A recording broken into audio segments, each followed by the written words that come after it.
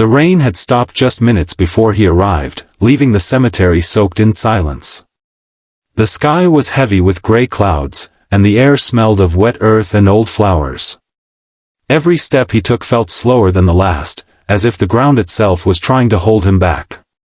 The lonely billionaire, known to the world as a man who owned cities worth of steel and glass, stood at the iron gate with nothing but a single white rose in his hand. In that moment, all his money, power, and fame meant absolutely nothing. He was just a father walking toward his daughter's grave, a place he avoided for years because it hurt too much to breathe there. Her name was carved into the stone with gentle letters, followed by dates that still felt unreal to him. She had lived only 16 years. 16. A number that echoed in his chest every time he thought about what she never got to become. He knelt slowly, ignoring the cold seeping through his expensive coat, and placed the rose beside the headstone. His hands trembled, not from age, but from regret. He had missed birthdays, school plays, quiet dinners, and long conversations that could never happen now. He had been too busy building an empire to notice that his daughter was slowly growing lonely under the same roof. He closed his eyes, hoping for numbness, but memories rushed in instead. Her laugh when she was small, the way she used to wait by the window for him to come home, and the disappointment she tried to hide when he didn't. When she died in that sudden accident, he told himself money could fix the pain. It didn't. Years passed, yet the emptiness only grew heavier. He stopped visiting her grave because facing it meant admitting the truth, that success had cost him the one thing he could never buy back. As he sat there, lost in his thoughts, a soft sound reached his ears. It wasn't the wind or the rustling leaves. It was a quiet sob. He opened his eyes and looked around, surprised. A few rows away, near a simple grave with no flowers, stood a janitor in a faded uniform. The man's shoulders shook as he cried openly, his face buried in his hands. Beside him stood a little girl, no older than 7, holding a worn-out stuffed toy and trying her best not to cry. She gently placed her small hand on the janitor's arm, offering comfort far beyond her years. The billionaire frowned, confused and curious at the same time. Cemeteries were places of private grief, yet something about this scene pulled at his heart. Slowly, he stood and walked closer, careful not to disturb them. As he approached, the janitor noticed him and quickly wiped his face, embarrassed. He tried to straighten his posture, but the pain was too raw to hide. The little girl looked up at the billionaire with wide eyes. She didn't see a rich man. She saw a sad stranger, just like her father. The billionaire cleared his throat, unsure why he felt the need to speak. His voice came out quieter than he expected. He asked if everything was okay. The janitor nodded politely, though his eyes were still red.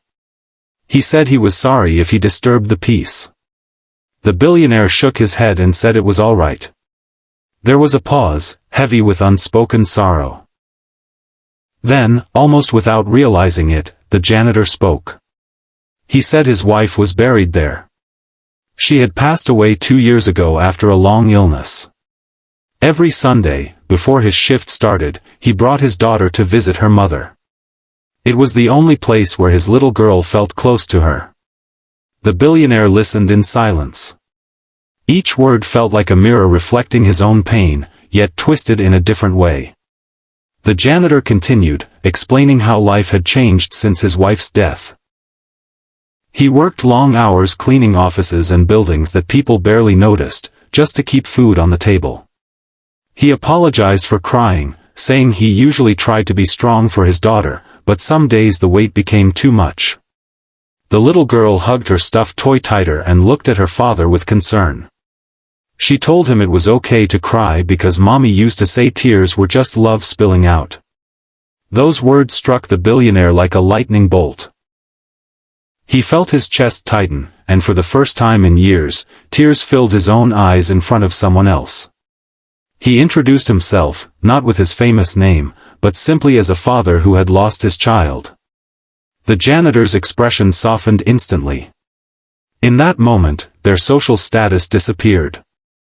There was no billionaire, no janitor, just two broken hearts standing in the same place.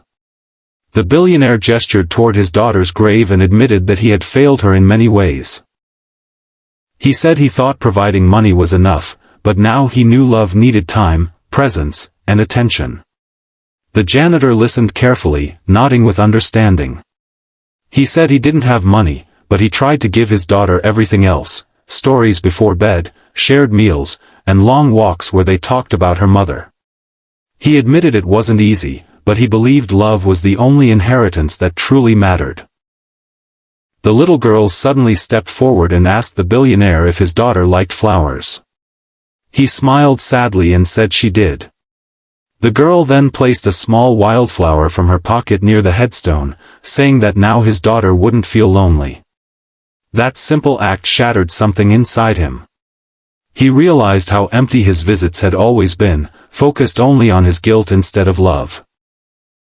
As the clouds slowly parted and sunlight touched the graves, the billionaire felt a shift within himself. For the first time, his pain was shared, and somehow that made it lighter. He thanked the janitor and the little girl, but words felt insufficient. Before leaving, he asked about their lives. He learned the janitor's daughter dreamed of becoming a teacher and that money was always tight, especially with school expenses. That night, the billionaire couldn't sleep. The image of the little girl offering comfort stayed with him. He thought about his daughter again, imagining what she would have wanted him to do with the life he still had. By morning, he made a decision that would change all of them forever. In the following weeks, the janitor noticed small miracles happening. His daughter received a scholarship offer from a private school he could never afford. Their old apartment was suddenly repaired by a community donation. His work hours were reduced, but his salary remained the same. Confused and suspicious, he tried to find the source, until one day he received a letter inviting him and his daughter to a meeting. When they arrived, the janitor froze. The billionaire stood there, smiling warmly. He explained everything. He said he couldn't bring his daughter back, but he could honor her by being present in someone else's life. He offered the janitor a stable job managing one of his foundations, focused on helping families who had lost loved ones. Not as charity, but as partnership.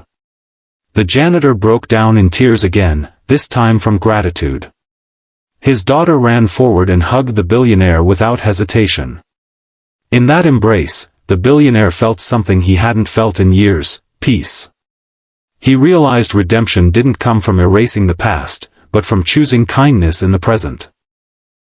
Months later, the billionaire visited the cemetery again. This time, he wasn't alone. The janitor and his daughter stood beside him, carrying fresh flowers. The visit felt different. There was still sadness, but it was softened by hope. He spoke silently to his daughter, promising her that he would live differently now. He would show up. He would listen. He would love openly. As they walked away, the billionaire looked back one last time. He understood now that loneliness wasn't cured by wealth, but by connection. A janitor's tears and a little girl's kindness had taught him the lesson he had missed his entire life. And if this story touched your heart, remember this: no matter how broken you feel, kindness has the power to rebuild lives, including your own. If you believe in stories that heal and inspire, don't forget to like this video and subscribe to the channel Kindness Talks, because sometimes, one small act of compassion can change everything.